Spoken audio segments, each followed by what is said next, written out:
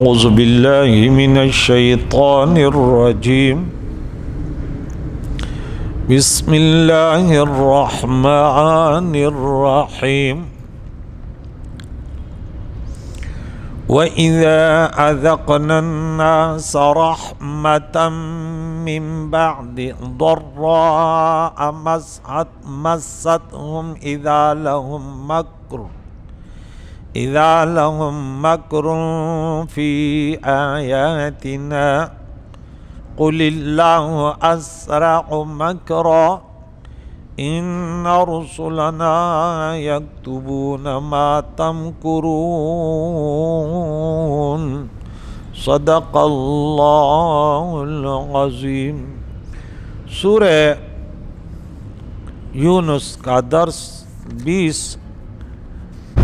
نازل نہیں کیا گیا، لولا انزل علیہ، تو آپ فرما دیجئے کہ غیب صرف اللہ ہی کے لیے ہے، سو تم بھی انتظار کرو، میں بھی انتظار کرنے والا ہوں، پتہ چل جائے گا کون راہ راست پر۔ اب مزید فرمایا، رب فرماتا ہے کہ وَإِذَا أَذَقْنَا النَّاسَ رَحْمَةً مِّن بَعْدِ ضَرَّاءٍ، اور جب ہم لوگوں کو مصیبت، تکلیف، مشقتوں پہنچنے کے بعد رحمت عطا کرتے ہیں، یا اذقنا الناس چکھاتے ہیں لوگوں کو اس کی لذت، تو تکلیف کے بعد تو اذا لهم مکر فی آیاتنا، اس وقت وہ ہماری آیتوں کی مخالفت میں سازشیں کرنے لگتے ہیں۔ قل اللہ اسرع مکرا، آپ کہیے کہ اللہ بہت جلد خفیہ تدبیر کرنے والا ہے، تمہاری اس مکروں اور تدبیروں کو اللہ ختم کرنے والا ہے، اللہ کا کوئی کچھ نہیں بگاڑ سکتا۔ ان رسلنا، بے شک ہمارے فرشتے، یکتبون لکھ رہے ہیں، ما تمکرون، جو تم مکر اور فریب اور سازشیں کر رہے ہو نا، تو ان کا تمہیں جواب ملے گا۔ اس کی تشریح بعد میں کرتا ہوں۔ الذی، اللہ وہی تو ہے، تم نے بتوں کو خدا مشکل کشا بنایا، یسیرکم فی البر والبحر، اللہ کون ہے؟ وہی ہے جو تم کو خشکی اور سمندر میں سفر کراتا ہے، تمہیں منزل مقصود تک پہنچاتا ہے، اور یہ کشتیاں اور یہ جہاز اور یہ سواریاں تمہارے تسخیر میں دی ہیں، وہ اللہ ہے، یہ بت نہیں ہے۔ حتی اذا کنتم فی الفلک، یہاں تک کہ جب تم کشتیوں میں محو سفر ہو، اور وجرینا بہم بریح طیبہ وفرحوا بہا، اور کشتیاں موافق ہوا کے ساتھ لوگوں کو لے کر جا رہی ہوں، بریح طیبہ پاکیزہ، یعنی وہ ہوا ان کے موافق۔ بادبان کشتیاں ہوتی تھی نا، حیدرآباد کی طرف جانے تو ہوا ادھر کی، تو اس کو ریح طیبہ کہا۔ تو یہ بڑے خوش ہوتے، وہ فرحوا بہا، اس ہوا سے کہ چلو منزل تک رواں دواں ہیں۔ جاءتھا ریح عاصف، تو یہ جیسے خوش ہو رہے ہوں تو اچانک ان کشتیوں پر تیز آندھی، عاصف تیز تند طوفان آ جاتی، وجاء الموج، اور سمندر کی موجیں بھی ہر طرف سے، جب ہوا تیز ہوگی تو موجیں تو اڑتی ہیں، من کل مکان، ہر طرف سے، دائیں بائیں جانب پانی اچھل رہا ہے۔ اب تھوڑی دیر پہلے خوش ہو رہے تھے، اچانک ہوا میں انقلاب آ گیا، اب اللہ کے حکم سے چلتی ہے۔ وتصریف الرياح، اللہ کی تسخیر میں، اور اس قدر خطرناک طوفان ہوتے کہ وَظَنُّوا أَنَّ مُحِيطَ بِهِمْ، کہ وہ لوگ یقین کر لیتے ہیں کہ اب طوفان میں یہ پھنس گئے، اب نجات کا راستہ نہیں ہے۔ دعوا اللہ مخلصین لہ الدین، تو اس وقت پھر وہ دین میں اللہ کے ساتھ مخلص ہو کر اسے دعا کرتے ہیں، پھر اللہ کی یاد آتی ہے، اللہ کو پکارو، تکبر، سرکشی سب ختم ہو جاتی ہیں، اور کہتے لئن انجیتنا من ہذہ لَنَكُونَنَّ مِنَ الشَّاكِرِينَ، اگر اس طوفان سے تو نے نجات دی تو یقیناً ہم شکر گزار بن جائیں گے۔ تو فلما انجاہم الہم یبغون فی الارض بغیر الحق، رب فرماتے ہیں تو جب اللہ تعالیٰ نے انہیں بچا لیا، نجات دی، تو پھر یکایک زمین میں ناحق بغاوت فساد کرنے لگتے ہیں۔ تو یا ایھا الناس انما بغیکم علی انفسکم، یہ تمہارے باغی ہونا، اللہ کی بندگی نہ کرنا، بتوں کو کے سامنے سجدہ ریز ہونا، اللہ کا کچھ نہیں بگاڑ سکتے، یہ تمہارے لیے ہی مضر ہے، یہ تمہاری بغاوت۔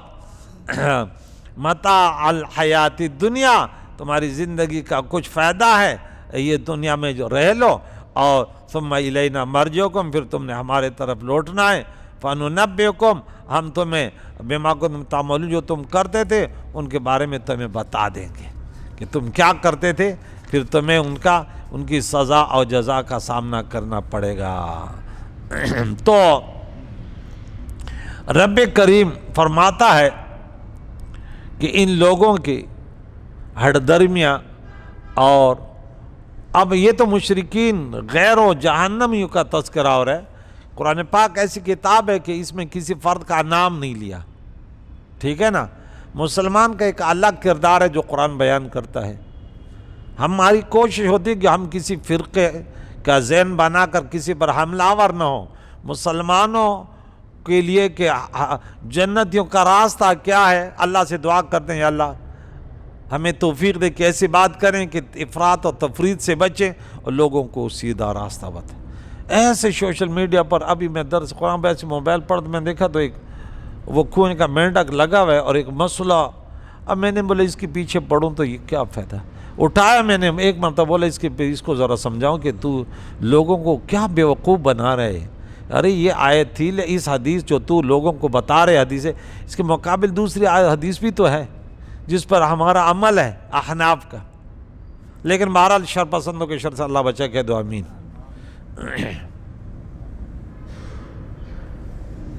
تو اللہ فرماتے مصیبت کے بعد، مصیبت سے مراد ہے کہ اللہ تعالیٰ نے کفر پر ان کی ضد اور حد درمی کی بنا پر ان سے بارشیں روک لی، اور ان کو مشرکین مکہ پر اور خوشحال یا دوسرے لوگ جہاں بھی قرآن کا حکم بیان کرتے اور خشک سالی اور قحط میں مبتلا کر دیا، پھر اللہ کریم نے ان پر رحم فرمایا اور ان پر بارشیں نازل فرمائی، جس سے قحط دور ہو گیا اور ان کے کھیت ہرے بھرے ہو گئے۔ پھر چاہیے تھا کہ یہ ایمان لے آتے اور اللہ تعالیٰ کا شکر ادا کرتے، لیکن انہوں نے اس کے بجائے ان رحمتوں کی نسبت اپنے بتوں کے طرف کر دی جو کسی نفع اور ضرر پر قادر۔ کل ہم نے پڑھا کہ وہ تو بولے نہیں یہ فلاں بت نے کیا، فلاں نے کیا، پھر وہاں اب پھر اللہ کو بھول گئے۔ سورہ اس میں ہم نے پڑھا تھا نا، اب یہ سورہ انعام میں، کہ اب ان کو دیکھیں انہوں نے کیا سرکشی کی۔ آیت نمبر 65 کے قریب آ جائیں، یہاں پہ ان کو دیکھیں کہ جب ان کو مصیبتوں نے گھیرا تو یہ کیا کرتے ہیں، یا اللہ اگر تو ہمیں نجات دے گا تو ہم ہو جائیں گے شکر گزاروں میں سے۔ یہاں دیکھیں، ابھی آپ کو بتا دوں، اور جب اللہ فرماتا، یہاں دیکھیں اللہ فرماتا ہے قُلْ مَن يُنَجِّيكُم مِّن ظُلُمَاتِ الْبَرِّ وَالْبَحْرِ، کون تمہیں نجات دیتا ہے خشکی اور تری کے اندھیروں سے، کہ تم انہیں گڑ گڑا کر جب پکارتے ہو اور کہتے ہو اگر اللہ نے ہمیں نجات دی۔ اب یہاں نے کہا اگر اللہ نے نجات دی تو ہم ہو جائیں گے شکر گزاروں میں سے، ہونا چاہیے تھا نا کہ لَئِنْ أَنْجَيْتَنَا مِنْ هَٰذِهِ لَنَكُونَنَّ مِنَ الشَّاكِرِينَ۔ یہاں بھی ہے سورہ نمبر 63 میں قُلْ اللَّهُ يُنَجِّيكُمْ، آپ کہہ دے اللہ تمہیں نجات دیتے اس سے جس مشکل میں ہو، وَمِن كُلِّ كَرْبٍ، اور ہر مصیبت سے، ہر کرب بے چینی سے، تم پھر بھی شرک کرتے ہو، پھر بھی اس کے بعد فلاں بت نے کیا، فلاں ستارے نے کیا، فلاں اس میں کیا، اس میں لگ گئے۔ دعائیں الگ چیز ہے، وسیلہ الگ چیز ہے، لیکن یہ بت پرستیوں کی بات ہو رہی ہے۔ ہمیں شکایت ان لوگوں سے جو وہ اس قسم کے آیت مقدسات جو ہے نا وہ پھر اللہ والوں پر اور مسلمانوں پر سیٹ کرتے ہیں، یہ غلط طریقے۔ میں بہرحال اس میں تفصیلی گفتگو کرنے والا ہوں، زیادہ عبارتیں بیچ میں پیش نہیں کروں گا لوگوں کی۔ عبداللہ بن مسعود رضی اللہ تعالیٰ عنہ بیان کرتے ہیں کہ قریش نے اسلام قبول کرنے میں بہت تاخیر کر دی۔ حضور علیہ السلام نے ان کے خلاف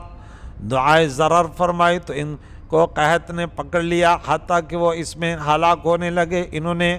مردار اور ہڈیاں کھائیں۔ پھر آپ کے پاس ابو سفیان آیا اور اس نے کہا یا محمد علیہ الصلوۃ والسلام، آپ سے رحمی کا حکم دیتے ہیں اور آپ کی قوم ہلاک ہو رہی ہے، آپ اللہ سے دعا کیجئے۔ پھر آپ نے یہ آیت مقدسہ پڑھی، آپ اس دن کا انتظار کیجئے جب آسمان واضح دھواں لائے، سورہ دخان آیت نمبر 10۔ پھر وہ دوبارہ اپنے کفر کی طرف لوٹ گئے۔ منصور کی روایت میں کہ حضور علیہ السلام نے دعا کی تو ان پر بارش ہوئی اور پورا آسمان بادلوں سے ڈھک گیا۔ پھر لوگوں نے بارش کی کثرت کی شکایت کی تو آپ نے دعا فرمائی، اے اللہ ہمارے ارد گرد بارش نازل فرما،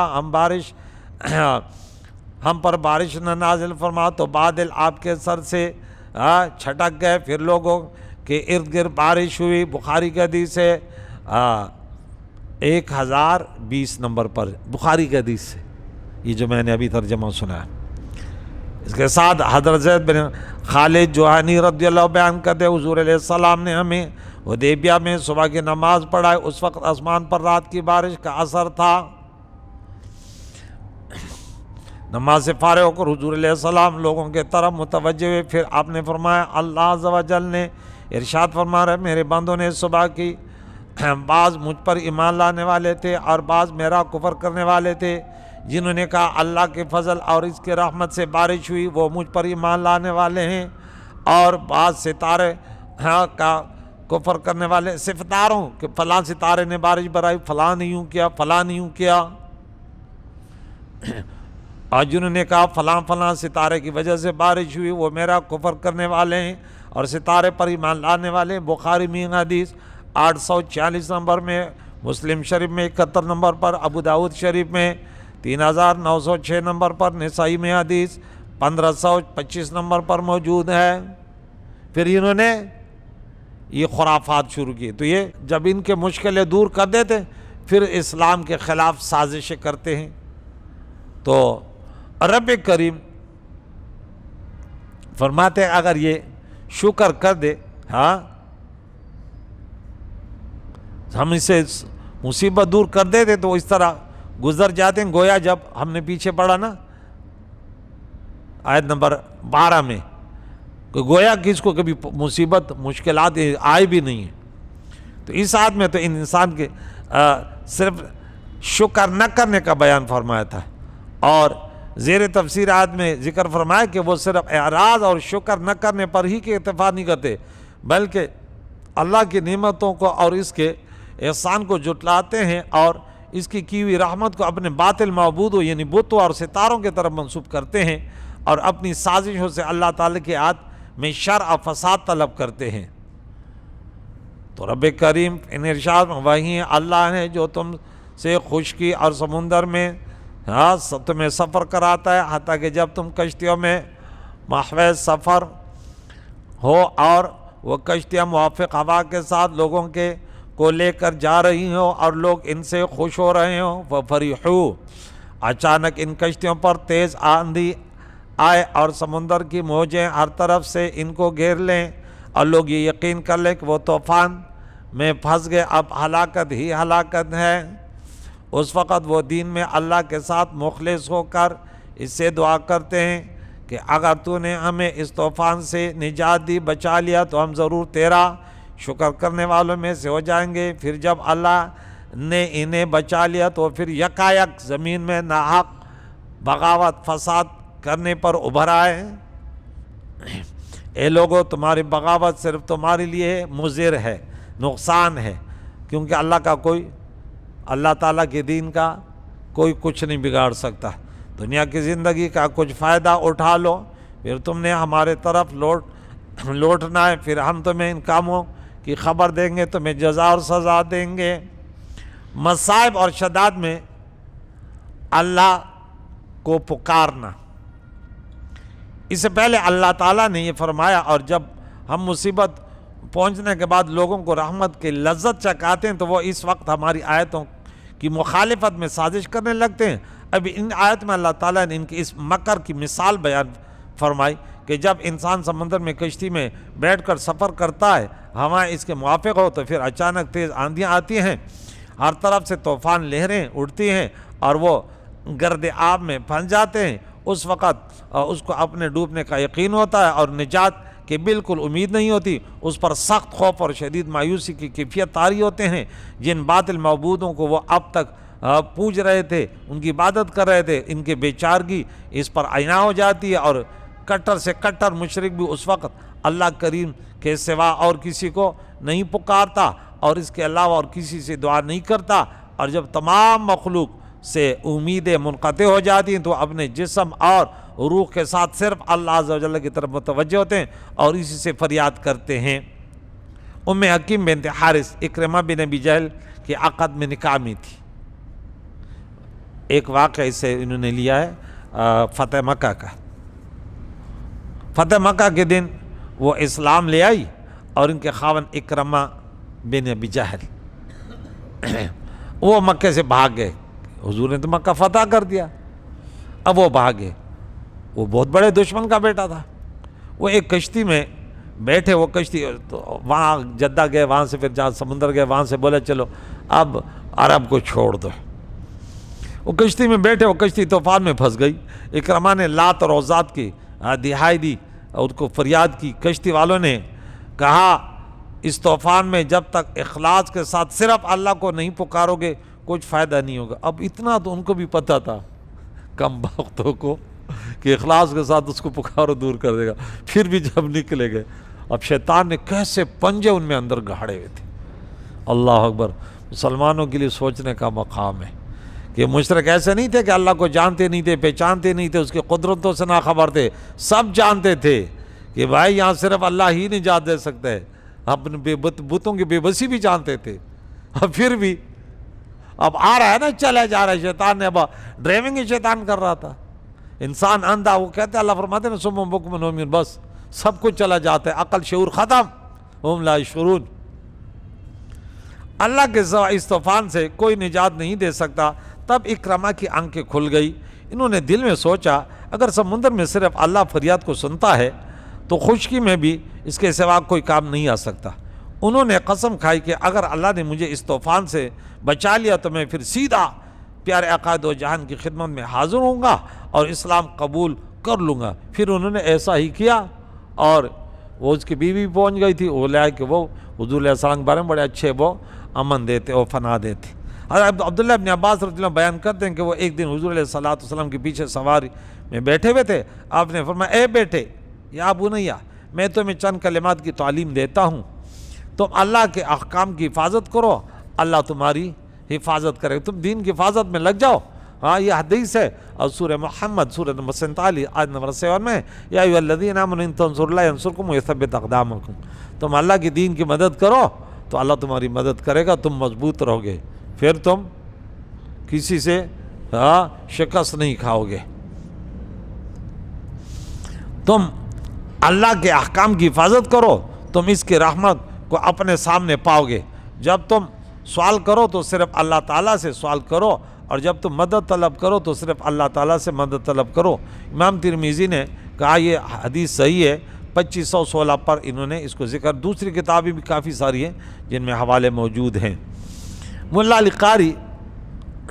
متوفہ 1014 اس کی شرح میں لکھتے ہیں، اس حدیث کی شرح میں کیا لکھتے ہیں کہ کہتے ہیں جب تم سوال کرو تو صرف اللہ سے سوال کرو، کیونکہ تمام عطاؤں کے خزانے اسی کے پاس ہیں اور تمام تکلیفوں کے دور کرنے کی کنجیاں اسی کے قبضے میں ہیں، اور دنیا و آخرت کی ہر نعمت وہیں بندوں تک پہنچاتا ہے، اور دنیا و آخرت کے ہر بلا اور مصیبت اسی کے رحمت سے دور ہوتی ہے۔ اس کے عطا میں کسی غرض اور کسی سبب کا شائبہ نہیں ہے، کیونکہ وہ جواد مطلق اور بے نہایت غنی ہے، سو اسی کے رحمت کا امیدوار ہونا چاہیے اور صرف اسی کے غضب سے ڈرنا چاہیے، اور تمام مہمات اور مشکلات میں اسی کی پناہ حاصل کرنی چاہیے، اور تمام حاجات میں اسی پر اعتماد کرنا چاہیے، اور اس کے غیر سے سوال نہ کیا جائے، کیونکہ اسی کا غیر دینے پر قادر ہے نہ روکنے پر بذات. یاد رکھو کہ کوئی کسی کو 10,000 روپے دے اس کی مشکل آسان کی تو مسلمان کا عقیدہ ہے کہ اللہ نے ان کو توفیق دی, وہ بھی اللہ کا شکر ادا کہ اللہ شکر تو نے مجھے توفیق دی کہ میں نے کسی کا مشکل آسان کیا, اس پر احسان نہ جتلے وہ اپنے آپ کو قارون نہ بنائے. یہ عقیدہ ہونا چاہیے, ٹھیک ہے نا.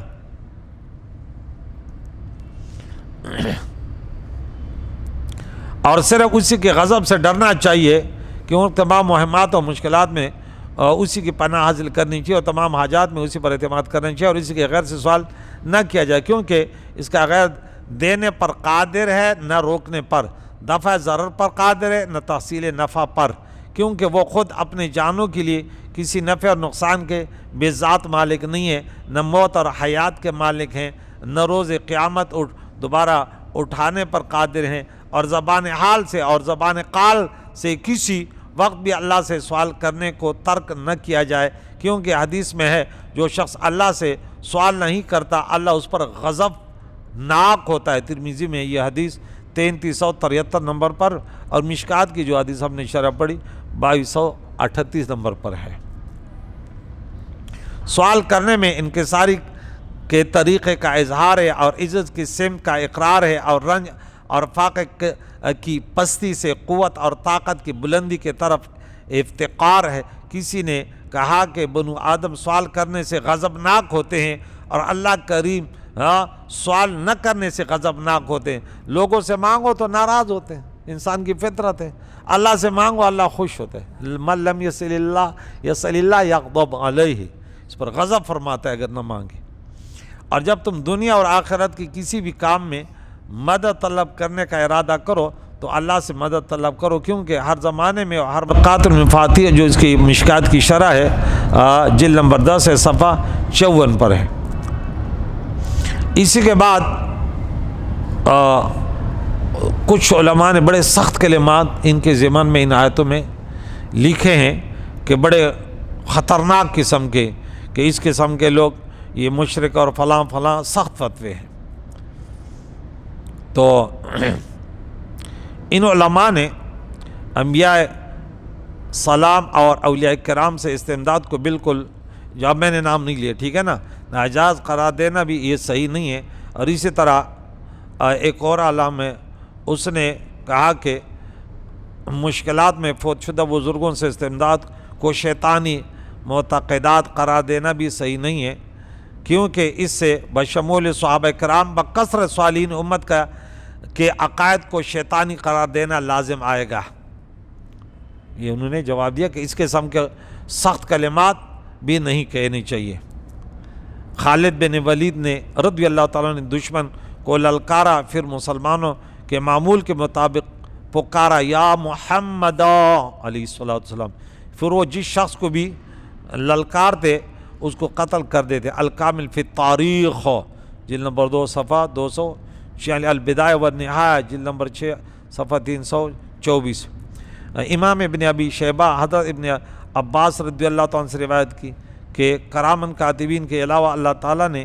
فرشتے مقرر کیے ہیں جو درختوں سے گرنے والے پتوں کو لکھ لیتے ہیں. جب تم میں سے کسی شخص کو سفر میں کوئی مشکل پیش آئے تو وہ یہ ندا کرے, اے اللہ کے بندو تم پر اللہ رحم فرمائے, میری مدد کرو. تو المصنف جلد نمبر 10 صفحہ 390. اسی طرح علامہ شوکانی وہ امام بزار نے حضرت عبداللہ بن مسعود رضی اللہ عنہ سے روایت کیا کہ حضور علیہ السلام نے فرمایا جب تم میں سے کسی شخص کی سواری ویران زمین میں بھاگ جائے تو وہ یہ ندا کرے, اے اللہ کے بندو اس کو روک لو, کیونکہ زمین میں اللہ کے لیے کچھ روکنے والے ہیں. اب دیکھیں پہلے کہتے اللہ کے بندو, اب میری بالفرض یہاں پہ کوئی سواری, میں کہتے اللہ کے بندو اس کو بچاؤ, تو بھئی اس میں شرک کہاں سے آ گیا؟ یعنی وہ کہتے ہیں کہ سخت یہ کس قسم کی باتیں کرنا کہ تم افراد بہرحال یہ تھوڑی سی بات میں کرتا ہوں, اس کے بعد کل تک یہ در چھوڑ دیں, کیونکہ زمین میں اللہ کے لیے کچھ روکنے والے ہیں جو اس کو روک لیتے ہیں. کشف الاستار عن زوائد البزار جلد نمبر 4 وغیرہ میں ہے. اور ایک اور روایت امام ابن سنی عمل الیوم واللیل میں لکھتے ہیں کہ علامہ ہیثمی نے کہا اس میں ایک راوی معروف بن حسان وہ ضعیف ہے ان کے حدیث کو کہ یہ حدیث جو ہے ضعف کے طرف ہے، ٹھیک ہے نا۔ اور ایک اور اس میں ہے کہ بعض بہت بڑے علماء نے یہ کہا کہ ایک ریگستان میں ان کی سواری بھاگ گئی، ان کو اس حدیث کا علم تھا، انہوں نے یہ کلمات کہے تو اللہ تعالیٰ نے اسی وقت اس سواری کو روک دیا۔ دیکھیں اللہ تعالیٰ نے، اس نے وہ طریقہ اپنایا۔ بت پرست تو کیا ہوتے تھے کہ اللہ بھی نجات دے، بارش برسات تو کہتے بتوں نے کیا، اور یہ کہتے اللہ تعالیٰ کے بندے ہیں۔ اور ایک مرتبہ میں ایک جماعت کے ساتھ تھا، ہمارے ساتھ جو سواری تھی وہ بھاگ گئی، سب ان کو روکنے سے عاجز آ گئے، میں نے یہ کلمات کہے تو اسی وقت وہ سواری بغیر کسی سبب کے رک گئی۔ الاذکار میں یہ انہوں نے اس حدیث کو امام ابن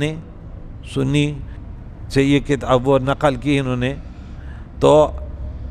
بغیر روایت ہے، میں کل تک اس کو مؤخر کرتا ہوں کہ یہ دو سامعین سے بھی کہتا ہوں کہ دونوں درس سنیں، ہم اس پر پھر وہ کریں گے کہ افراد کیا ہے، افراد تفرید کیا ہے، اور عقیدہ اہل سنت و جماعت کیا ہے۔ میں نے شروع میں کہا کہ ہم کوشش کرتے ہیں کہ اب مسلمان آپس میں ٹکرا نہیں، اعتبار ہر بات میں ایک اعتبار ہوتا ہے، خواہ مخواہ اپنے آپ کو بڑے فن خوان کر کے ایک اللہ کے بندے رسول اللہ کی امتی کو کافر قرار دینے میں، یا اس قسم کے غلط عقائد نظریات کر کے کہ بھئی اللہ تعالیٰ کو تو بھول گیا، اور اس قسم کے جو ہندوانہ عقائد اپنائیں